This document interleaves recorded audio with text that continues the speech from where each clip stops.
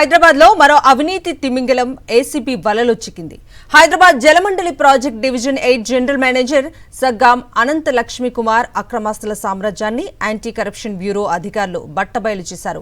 ఆదాయానికి మించిన ఆస్తులు కలిగి ఉన్నారనే పక్కా సమాచారంతో కుమార్ నివాసంతో పాటు ఆయన బంధువులు, స్నేహితులు, బినామీలకు చెందిన మొత్తం 9 ప్రాంతాల్లో ఏసీబీ ఏకకాలంలో పంజా విసిరింది. ఏసీబీ సోదాల్లో కళ్ళు బయర్లు గమ్మే నిజాలు బయటకొస్తున్నాయి. డాక్యుమెంట్స్ ప్రకారమే దాదాపు 5,88 లక్షల రూపాయల విలువైన ఆస్తులు లభించగా వీటి మార్కెట్ విలువ 100 కోట్ల రూపాయలకు పైనే ఉంటుందని ఏసీబీ అధికారులు అంచనా వేస్తున్నారు. ఈ అవినీతి తిమింగలం అక్రమ సంపాదన విలువెంత, బ్యాంకు లాకర్లలో దాచిన రహస్యాలేంటో చూద్దాం. ఏసీబీ అధికారులు జలమండలి జీఎం అనంత లక్ష్మీ కుమార్ అవినీతి బండారాన్ని బయటపెట్టారు. ప్రివెన్షన్ ఆఫ్ కరప్షన్ యాక్ట్ 1988 ప్రకారం ఆయనపై కేసు నమోదు చేసిన ఏసీబీ నిన్నటి నుంచే ప్రతి అంగుళాన్ని జల్లెడ పడుతోంది. జీఎం భార్య పేరిట ఉన్న బ్యాంకు లాకర్ల తాళాలను తెరిచేందుకు ఏసీబీ అధికారులు రంగంలోకి దిగారు.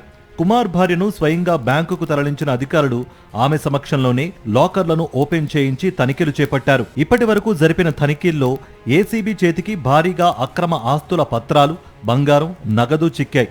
నిజామాబాద్, సంగారెడ్డి జిల్లాల్లో ఏకంగా 18 ఎకరాల వ్యవసాయ భూమి, హైదరాబాద్ నగర పరిధిలో 6 ఓపెన్ ప్లాట్లు, 3 ఫ్లాట్లు, ఒక లగ్జరీ ఇల్లు ఉన్నట్లుగా అధికారులు గుర్తించారు.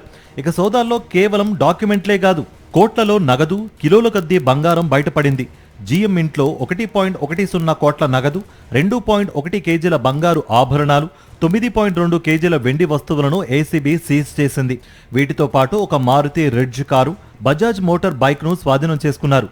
పత్రాల విలువ ప్రకారం వీటి మొత్తం విలువ 5,88,55,490 రూపాయలు కాగా బహిరంగ మార్కెట్లో దీని విలువ 100 కోట్లపైనే ఉంటుందని అధికారులు అంచనా వేస్తున్నారు. కోట్ల రూపాయలు వెనకేసిన ఈ అవినీతి తిమింగలం వెనుక ఇంకా ఎవరెవరు ఉన్నారనే కోణంలో ఏసీబీ విచారణ జరుపుతోంది. మరికొన్ని అదనపు ఆస్తుల వెరిఫికేషన్ ప్రక్రియ కూడా కొనసాగుతోందని జాయింట్ డైరెక్టర్ సింధు శర్మ అధికారిక ప్రెస్ నోట్లో ప్రకటించారు. అదే సమయంలో రాష్ట్రంలో ఎవరైనా ప్రభుత్వ అధికారులు లంచం డిమాండ్ చేస్తే వెనకాడకుండా 1064 టోల్ ఫ్రీ నంబర్కు సమాచారం ఇవ్వాలని సూచించారు ఏసీబీ అధికారులు.